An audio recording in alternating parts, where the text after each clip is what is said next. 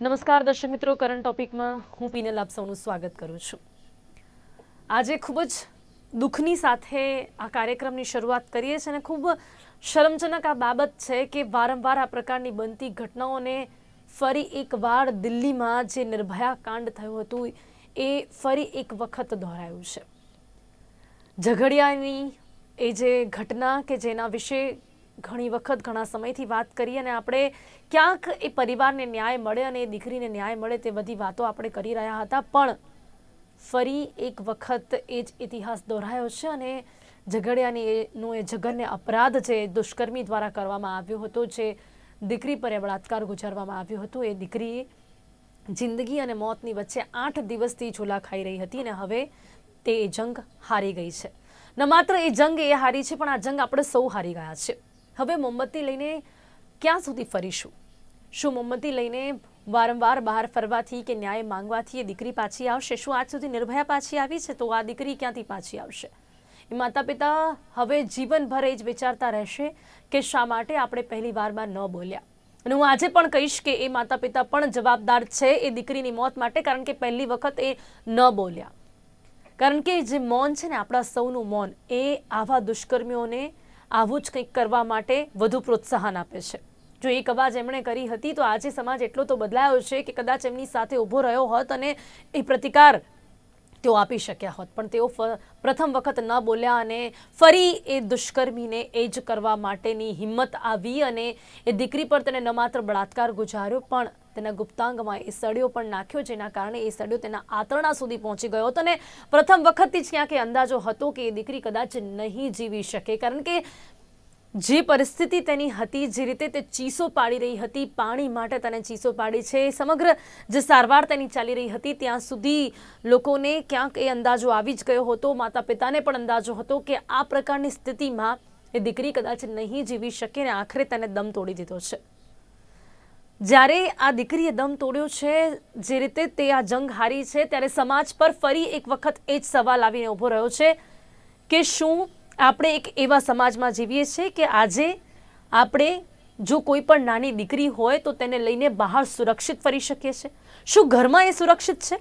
બહારની વાત તો કદાચ પછી આવે છે, પણ એક સમય હતો કે જ્યારે કોઈ બહાર નીકળવા માંગતું તો એની દીકરીને કદાચ પાડોશીની પાસે મૂકીને જતો. પણ શું લાગે છે કે હવે પાડોશી પાસે પણ આપણે પોતાની દીકરીને મૂકીને જઈ શકીએ છીએ? 4 વર્ષની, 5 વર્ષની, 10 વર્ષની બાળકી કે જે ન કંઈ સમજી શકે એવી દીકરીઓ પર આ રીતે દુષ્કર્મ આચરવામાં આવી રહ્યું છે. કદાચ હવે તો એ પણ નથી સમજાતું કે જે લોકો એવું બોલતા કે કદાચ દીકરીઓના કપડા ઉપર સવાલ ઊભા કરતા હતા, એ લોકોને આપણે શું જવાબ આપીએ કે જે આવી નાની દીકરીઓ પર જે લોકો દુષ્કર્મ આચરી રહ્યા છે, એમના મગજમાં કયા એવા કપડા કે કઈ એવી માનસિકતા આવતી હશે? ઘણા સવાલો સમાજ પર ઊભા થાય છે, પોલીસ પર પણ ઊભા થાય છે, કાયદા પર પણ ઊભા થાય છે અને સાથે જ આપણા સૌના મૌન પર પણ ઊભા થઈ રહ્યા છે. તમામ મુદ્દાઓ પર ચર્ચા કરીશું. ક્યારે બદલાશે આ સમાજ અને ફરી એક વખત આવી હેવાનિયતની સામે આ માસૂમિયત કેમ હારી ગઈ? તમામ મુદ્દાઓ પર ચર્ચા માટે મારી સાથે જોડાયા છે Shobhana Chhapiya, deputy in chief defence council છે ગાંધીનગરથી, રુઝાન ખંભાતા સામાજિક કાર્યકર્તા છે. આ બંનેનું સ્વાગત છે. રુઝાનબેન, એક મહિલા તરીકે શું કહેશો? ફરી હેવાનિયતની સામે માસૂમિયત હારી ગઈ છે. ફરી એક વખત આ ઘટનાને પર શું ચર્ચા કરીએ? હવે તો એ પણ નથી, મારી પાસે શબ્દો જ નથી હવે કદાચ આ ચર્ચા કરવા માટે. રુઝાનજી, સાચી વાત છે બેન. જયારે આ ખબર આવી હતી ત્યારે આમ ધ્રુજારી થઈ જતી હતી કે આપણે બધા ક્યાં જઈ રહ્યા છે, આપણી ઇન્સાનિયત ક્યાં જઈ રહી છે. આપણે આમ તો મોટી મોટી વાતો કરી છે, ફલાની ઇકોનોમી, ઢેકની ઇકોનોમી, પણ ઇન્સાનિયતની ઇકોનોમી તો ઝીરો થઈ ગઈ છે બેન. We are all corrupt. માઇન્ડથી આપણે એકદમ કરપ્ટ થઈ ગયા છે. આપણે એકદમ શું કહેવાય, પેલા I mean sorry to tell, ખરાબ લાગશે લોકોને, પણ પેલી એનિમલ મૂવી મેં તો જોઈ નથી, મારી તો હિંમત નથી થઈ એવી એવી ટાઈપની મૂવી જોવાની સાંભળ્યા પછી. પણ લોકો એવી ટાઈપની મૂવી એક નહીં 10-10 વાર જોયે છે ને, એને જ જોઈને બીજી 4 મૂવી એવી આવી ગઈ. ને હવે તમે જોશો એ મૂવીમાં, કારણ કે ઘણી વાર અત્યારે અમે જે અમારા બધા લોકો વાત કરીએ કે ભાઈ આવા લોકો આ કેટેગરી પર કેમ પહોંચી ગયા છે, તો એનો એક જ આન્સર આવે છે કે this is movies are a mirror or a reflection of the society.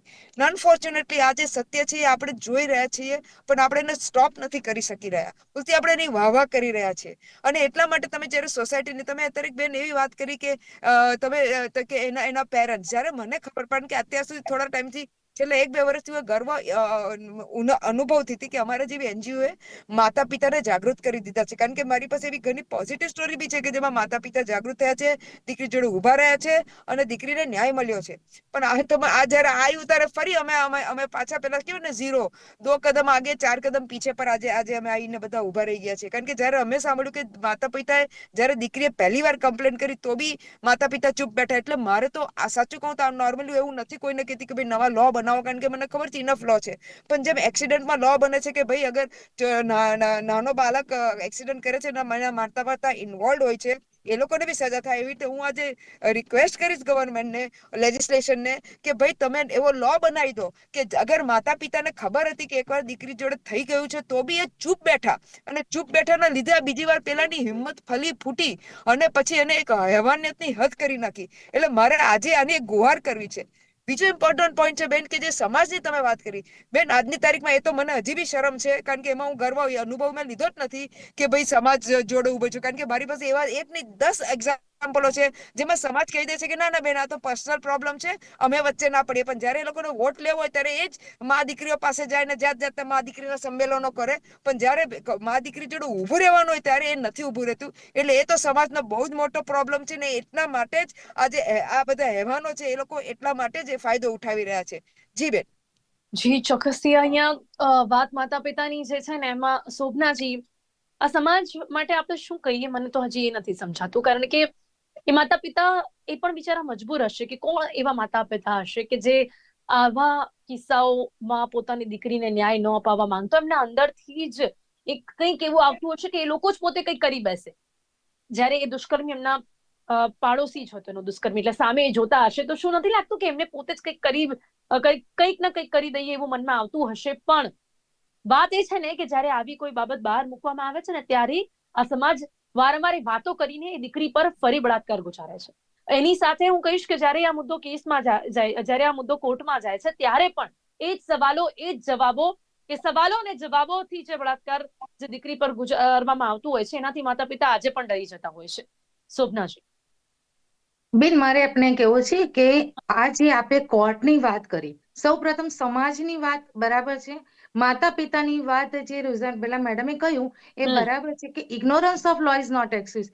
માતા પિતાએ એકવાર, આપણે કહેવાય છે ને ક્ષમાવીરસ્ય ભૂષણમ, પણ ગુનેગારને આપણે એકવાર ક્ષમા આપીએ ને બેન, તે વારંવાર ગુના કરવાના છે. તો ગુનેગારને આવા ગુનામાં જે અક્ષમ્ય છે, જે એને ક્યારેય માફ નહીં કરાય. એ જ વખતે જો એના માતા પિતાએ ફરિયાદ કરી હોત તો આજે આ ઘટના ના બની હોત. તેમ છતાં આપણે કહ્યું એમ કોઈ પણ કારણસર એમને ગુનેગાર નહીં ઠેરવતા. હું એટલું જરૂર કહીશ કે જ્યારે આવી કોઈ પણ મેટર કોર્ટમાં આવે છે, એઝ અ ડિફેન્સ કાઉન્સિલ મારી પાસે મોસ્ટ ઓફ પોક્સોના કેસ આવે છે. મેં પોક્સોના કેસમાં એક્યુઝ તરફે હોઉં છું.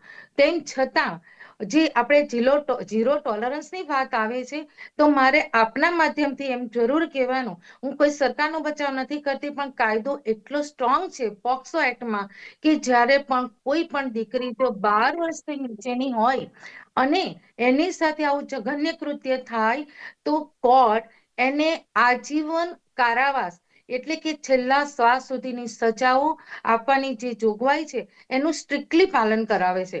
અને ઘણી વાર જે આ દીકરીની જે વાત છે હમણાં, કે દીકરીનું સાથે આટલું ખરાબ રીતે એનું મૃત્યુ પણ થયું, એની સાથે રેપની સાથે સાથે એની સાથે જે ખરાબ રીતે વર્તન થયું છે એના ભાગોમાં, એવા કેસમાં ફાંસીની સજા આપણી સુરતની કોર્ટમાં ફર્સ્ટ ફાંસીની સજા પણ આપેલી છે અને ફાંસીની સજા પણ આપવામાં આવે છે.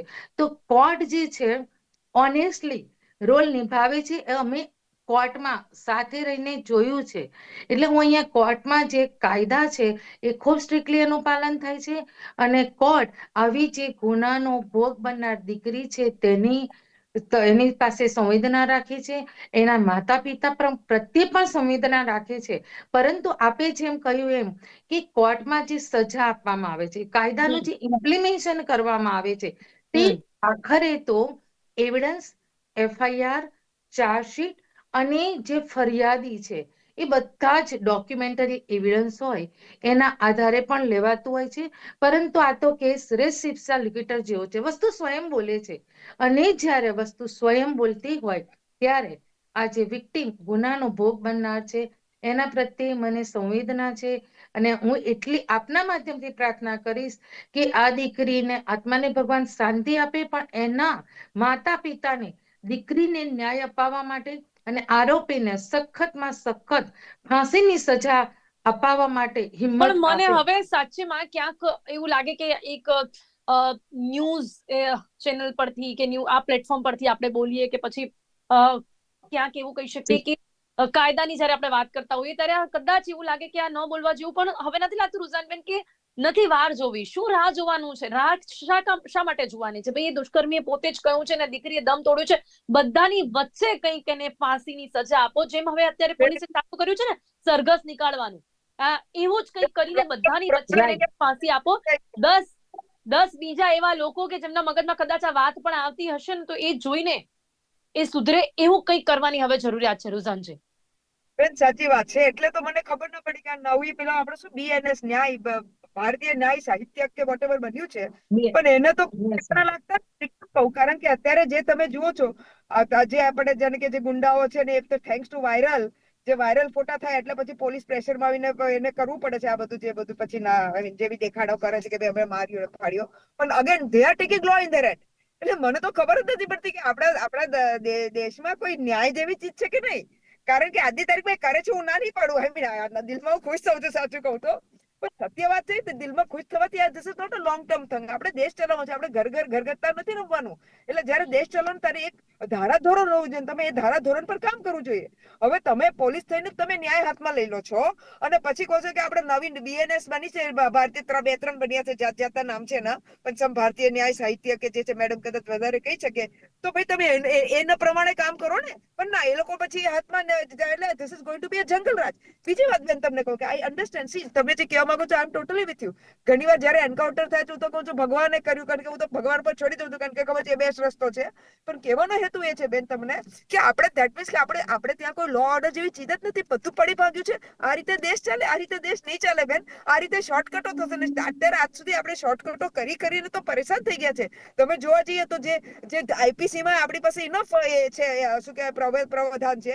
અત્યારે મેડમે સારી વાત કરી કે ભાઈ પોક્સકોમાં ન્યાય અપાઈએ છીએ. મેં જોયા બી છે, હું ના નહીં પાડું. જયારે હોમ આવી જાય, ચપ્પરબંધી કોણ છેડેંગે તો 100% ન્યાય મળે છે, એમાં કોઈ ડાઉટ નથી. પણ મારો પોઈન્ટ અત્યારે એ નથી. મારો પોઈન્ટ એ છે કે જયારે તમે કન્વિક્શન રેટ, આપણે એવરી ટાઈમ હોમ મિનિસ્ટરને ના બોલાવી શકીએ. તમે આપણા 22 ની સુધીની વાત કરું છું. આપણો કન્વિક્શન પોક્સકો એટલે ખાલી નાના બાળકોનો કન્વિક્શન રેટ હતો ખાલી 13 થી 14%. ત્યારે ગુજરાતનો, ત્યારે ઓલ ઇન્ડિયાનો કન્વિક્શન રેટ હતો 33%. એટલે કહેવાનો હેતુ એ છે કે બેન આપણે તો એના ઠેકાણા નથી ને. અગર મેડમ ભલે કહેતા હોય કે આપણે એને ફાંસી અપાઈને બધું કર્યું, બહુ સારી વાત છે. સામે આ છે ને બેન, એટલે તમે એની પર કામ કરવા નથી માંગતા. ઈકુ દુક્કુ તીક્કુ કેસ લઈશો, યા 2-3 ચીજો વાયરલ કરશો અને પછી વાવા કરશો, યા પેલા બુલડોઝર કરશો. સુપ્રીમ કોર્ટે બી બૂમ પાડી ચૂક્યા છે. પણ તમે એ રીતે બધા શોર્ટકટો કરવા માંગો છો. નેશનલ કોન્સ્ટિટ્યુશન તમારા હાથમાં તો પાવર છે, તમે તો શપથો લીધા છે કોન્સ્ટિટ્યુશનના. તો તમે જેના હાથમાં પાવર છે એ બી ન્યાય નથી કરાવી શકતા, એ બી ધારાધોરણ પ્રમાણે કામ નથી કરી શકતા. તો what do expect from citizens like us? અમારા જેવા બિચારા સિટીઝનો જશે ક્યાં? મને તો એ જ ખબર નથી પડી રહી. અને આજની તારીખમાં એટલે બેન ફરી રિપીટ કરી છે કે આજની તારીખમાં અગર તમે વાત કરો કે કેમ આ બધું છે, તો આ there is a chain of event. અગર મેં તમને કહ્યું સમાજ, તમને કહું આ ઓટીટી પ્લેટફોર્મ, આ પોર્નો, આ ડ્રગ્સ, આ બધાના reason, these are various reason. અને આપણે એક બી છેડો નથી પકડ્યો. હું એક્ઝામ્પલ આપું તમને.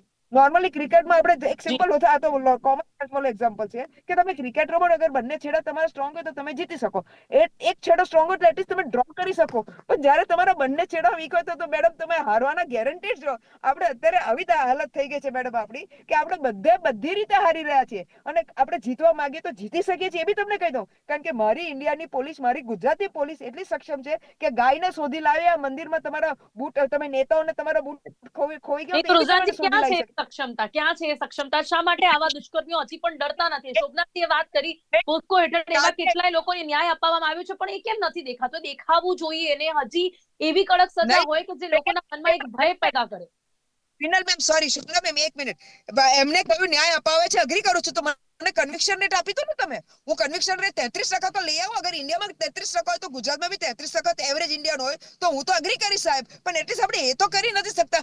ઇક્કી દુક્કી તમે આપણું અડધું દેશ, હું તો કહું છું અડધું દેશ શોભનાજી, શું જ્યુડિશિયરી. કહેશો? કન્વિક્શન રેટ ખરેખર આંકડાઓ સાચા છે, ખૂબ જ ઓછું જોવા મળે છે. એની માટે પ્રયાસો પણ કરવામાં આવે છે, પણ આ પ્રયાસોની નિષ્ફળતા આપણને આંકડાઓમાં ફરી એક વખત દર વર્ષે જોવા મળતી હોય છે. એની સાથે સાથે વાત એ છે ને કે જે પણ કેસો સોશિયલ મીડિયામાં વાયરલ થાય ને, તો મને એવું લાગે છે, બહુ ભલે આ સાંભળવામાં આપણને એવું લાગે કે ખરેખર આપણા જ કાયદાઓ અને આપણા પોલીસની કામગીરી પર આપણને સવાલ ઉભા થાય કે જે પણ મુદ્દાઓ સોશિયલ મીડિયામાં વાયરલ થાય ને, શું શોધીને એના પર જ કામ કરવાનું છે આપણે?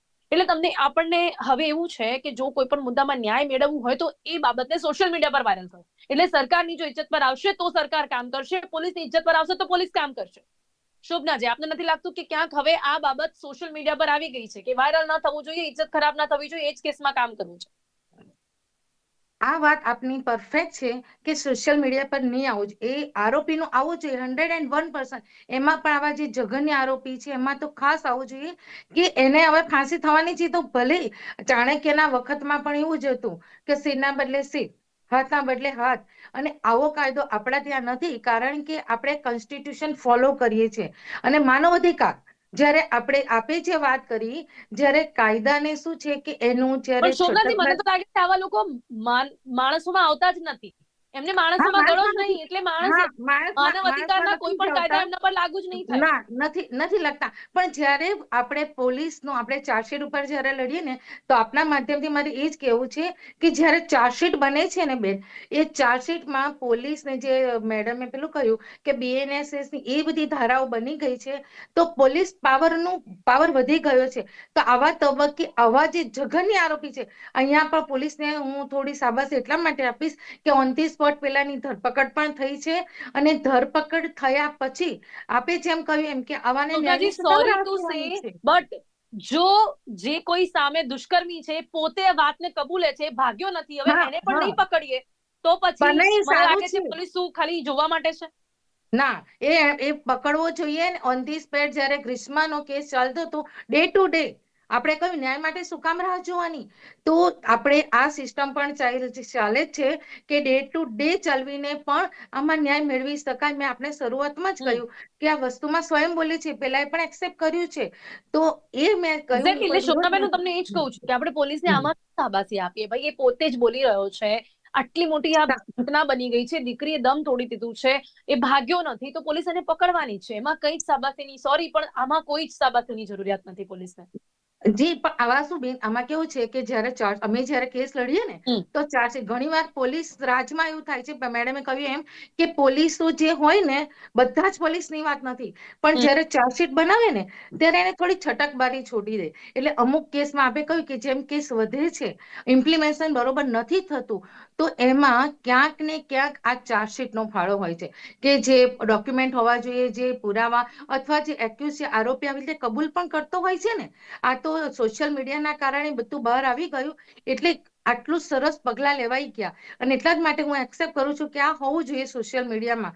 પોલીસનું એટલા માટે કે પોલીસે ઓન ધી સ્પોટ પકડી અને એને રિમાન્ડ પણ લીધા, કોર્ટમાં રજૂઆત કર્યો. એ ક્યાંય ને ક્યાંય કાયદાનું ઇમ્પ્લિમેશન એને કરાવ્યું સમયસર. રુદનજી, શું લાગે ઘણી વાર છે નથી કાયદાનું કરાવતા. આમાં જોવા મળ્યું છે, પણ એના હા, કારણો બહુ જ સાફ છે.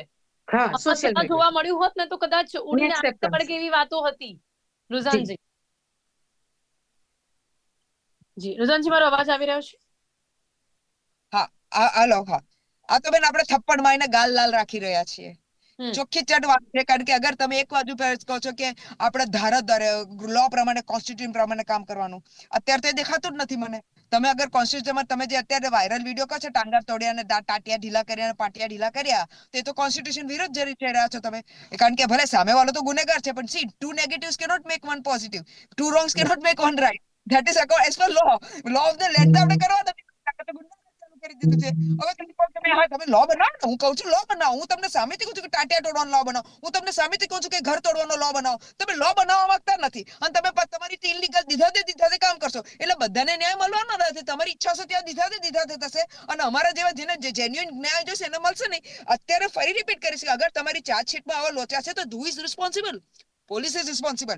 આટલા કરોડો રૂપિયા લોકો પાછળ ખર્ચાય છે, આટલી ટ્રેનિંગો એ લોકો પાછળ થાય છે, તો એ પૈસા ગયા ક્યાં મેડમ? કારણ કે તમે ચાર્જશીટ ઢીલી બનાવો છો અને એટલે તો કન્વિક્શન રેટ, એટલે તો કોર્ટ પોતે કહે છે. બેન, હવે તમને એ વાત કહી દઉં, જ્યુડિશરી તો ઘણીવાર સામેથી કંટાળી જાય છે. તમને નિર્ભયાનો કેસ જોયો તો કંટાળી ગઈ હતી, જે લોયરે રમાડ્યું હતું. આઈ એમ શ્યોર હવે આ કેસમાં તો હવે લોયરો ઉભા નહીં રહેશે એવું માનવું છે મારું. પણ કારણ કે અડધી ચીજો આપણે લોયરો બગાડે છે, કારણ કે એ લોકોને પૈસા કમાવો. એ લોકો કે ખાલી પોલીસને પોલિટિશિયન કેમ કમાય? અમે બી પૈસા કમાઈએ, અમારે BMW જોઈએ છે, અમારે જમીનો ખરીદવાની છે. તો એટલા માટે બેન આ બધું, આટલે આખી તમે ગંદકી જોઈ, બધી જાતની ગંદકી જ ગંદકી છે ને એમાં તમારે મારા જેવા લોકો પીસાય છે, મારી દીકરીઓમાં પીસાય છે. આપણે બધી વાહવા કરી નાખી કે ગ્રીષ્મા દીકરી તો ગ્રીષ્મા દીકરી એટલા માટે કારણ કે મીડિયા પાછળ પડી હતી.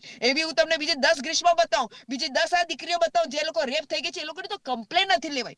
અત્યારે તમે જો પેલું રાહુલ ગાંધીએ કંઈક બોલ્યો તો તરત એની સામે કમ્પ્લેન લીધી. મને એફઆઈઆર થઈ ગઈ, મને વાંધો નથી બેન, તમે 100% એફઆઈઆર કરો, મારે આઈ ડોન્ટ હેવ એની. પણ મારી દીકરીઓ જે રેપ થઈ જાય છે તોય તમે હજી કમ્પ્લેન રમીને એફઆઈઆર કન્વર્ટ નથી કરતા.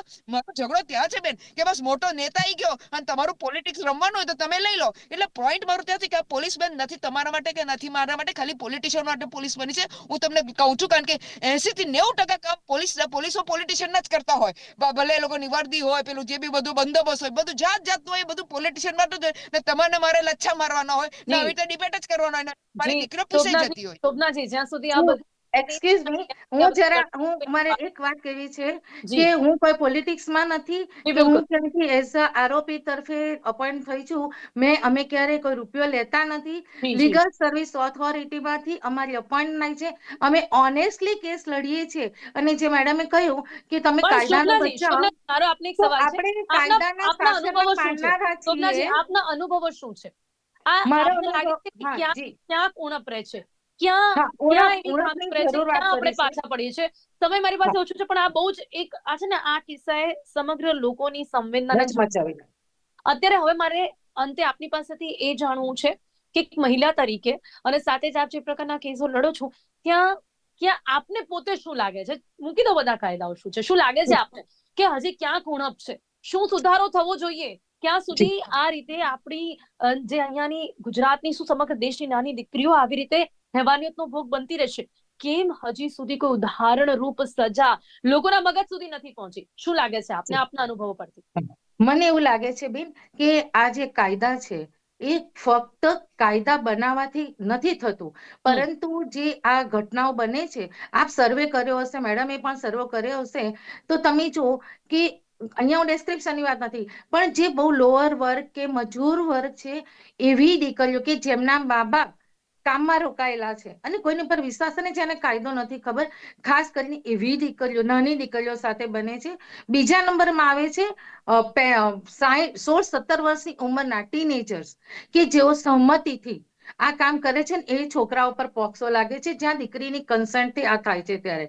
અને આ ત્રીજી વાત છે કે પોર્નોગ્રાફી, જે ગંદા મૂવીઝની જે વગેરે છે, તો અસંગઠિત જે લોકો છે, તો મારું આપના માધ્યમથી સરકારને એ જણાવવાનું કે જ્યારે આ મજૂર વર્ગ કે જે આ બને છે ઘટનાઓ, તો એવા કાયદામાં સુધારો કરવામાં આવે કે જે વ્યક્તિ એકલા રહેતા હોય આ મજૂરમાં, તો ત્યાં જે જોબ પર રાખતા હોય એવું શેલ્ટર હોમ જેવી વ્યવસ્થા હોય કે બાળકોના પ્રોટેક્શન, સંરક્ષણ માટે કોઈ જોગવાઈ કરવામાં આવે. અથવા પહેલાના સમાજમાં જે ઘોડિયાઘર જેવી સિસ્ટમ હતી કે મા બાપ મજૂરી કરવા જાય, તો આવા નાના બાળકોની દેખરેખ માટે જે તે સંસ્થા અથવા રોજગાર આપતી સંસ્થા છે, એમાંથી કોઈની પેલું પેરેન્ટ જેવી અપોઇન્ટ કે એવી દેખરેખની જોગવાઈ કરવામાં આવે. અને આવા જે નરાધમ લોકો છે એને ઓન ધી સ્પોટ એરેસ્ટ કરવાની સાથે સાથે કડકમાં કડક સજા, ફાંસી કરતા પણ હું તો કોઈ એનાથી બી પબ્લિક વચ્ચે લાવીને એટલી કડકમાં કડક સજા થવી જોઈએ કે કોઈ બિલકુલ, પણ હું તો વ્યક્તિ એમ કહીશ કોઈ પણ દીકરીની સામે રુઝાનજી, પણ આંખ એમ તો ઉઠાવીને હું તો ના એમ જોઈ કહું છું શકે. એ વ્યક્તિએ જે આ દીકરી સાથે કર્યું ને, એવું જ કંઈક એની સાથે પણ કરવું જોઈએ. રુઝાનજી, શું કહેશો? બેન, આપણે ગુસ્સામાં આ બધું બોલી લઈએ છીએ, સાચી વાત છે, પણ અનફોર્ચ્યુનેટલી બોલવાથી જી ભડાસ બિલકુલ, કાઢી બોલવાથી થશે. કશું જ થવાનું નથી. એ બહુ જ દુઃખદ બાબત છે. આપની વાત બિલકુલ પણ સાચી છે. અનફોર્ચ્યુનેટલી આપણે એ તો પોક્સકોમાં એક ચીજ તો સારી થઈ કે ભાઈ આપણે ફાંસીની સજા એમાં કરી છે. હવે એમાં હ્યુમન રાઇટ વાળી તો વાર્તા ચાલશે, એમાં મારે પડ્યું નથી અત્યારે, કારણ કે એની કોઈ લિમિટ નથી, કારણ જી, કે ઘર ખૂબ જ રીતે ઝડપથી નેગેટિવ. રુઝાનભાઈ, આપને શું લાગે છે, શું સુધારા થવા જોઈએ? તમે બહુ ઓછો છે. જી, સિમ્પલ એઝ ધેટ છે કે અગર પોલીસ એ લોકોનું કામ પરફેક્ટ કરે ને બેન, તો કોઈની તાકાત નથી કરવાની. બસ મારે તો હાથ જોડીને પોલીસને લોયર બંનેને હાથ જોડીને કેવું છે કે લોયરો ભાઈ તમારી BMW પીછેથી કમાઈ લેજો, તમે તમારું કામ તમારી રીતે પરફેક્ટ કરો એટલે આવા બધા છૂટી નહીં જાય. અને પોલીસે કેવું છે કે ભાઈ તમારી ચાર્જશીટ પરફેક્ટ બનાવો ને, ના તો કન્વિક્શન રેટ 13% જી છે જી જી ગુજરાતનું. ચોક્કસથી થવું રોઝાન. જોઈએ આપણે, અને થવી હું જોઈએ. એ પણ કહીશ કે આપણે આ બધા જ લોયર્સ અને બધા જ પોલીસ વાળાઓ માટે બિલકુલ નથી કહી શકતા, કારણ કે ઘણા એવા લોયર્સ, ઘણા એવા પોલીસ વાળાઓ પણ હશે કે જેમણે જ કામ કરીને ન્યાય અપાવી શકે. આ વાત સાચી છે કે અમુક એવા ભ્રષ્ટ પોલીસ અધિકારીઓ અને લોયર્સના કારણે સવાલો ઉભા થતા હોય છે, પણ છતાં પણ જેમણે ખરેખર કામ પણ કર્યું હોય એમને પણ આપણે એમાં ન નાખી દઈએ, જેથી કરીને આપણે એટલીસ્ટ 10% તો 10% એ લોકો તો કામ કરે, જેથી કરીને આપણે એમની માટે તો ક્યાંક સન્માન રાખીએ. જી લોકો હેરાન થઈ રહ્યા છે બેન, આપણે લોકો માટે છીએ કે એ લોકોની વાવા કરવા માટે છીએ? Late them get the things straight. આપણે જો એની પણ એની હતી ને રોઝા, તો ક્યાંક આ 10% લોકોને પણ આપણે ગુમાવી દઈશું. સમય અહીંયા ઓછો છે એટલે મારે ચર્ચાને સમાપ્ત કરવી પડશે. રુઝાનજી, શોભનાજી, આપ બંને મારી સાથે ચર્ચા કર્યા તે બદલ આપનો ખૂબ ખૂબ આભાર. Thank you.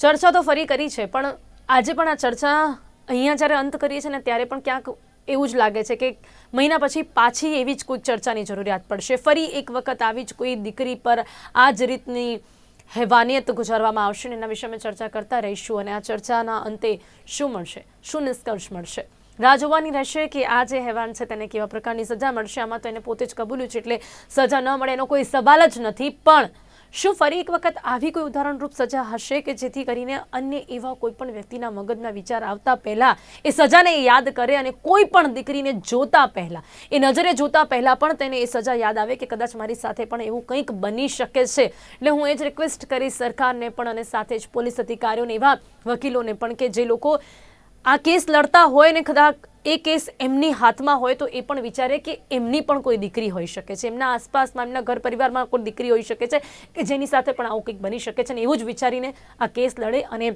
એ માતા પિતાને ન્યાય અપાવે. કરંટ ટોપિકમાં અત્યારે બસ આટલું જ. ફરીથી મળીશું એક નવા વિષયની સાથે. ત્યાં સુધી રજા આપશો. નમસ્કાર.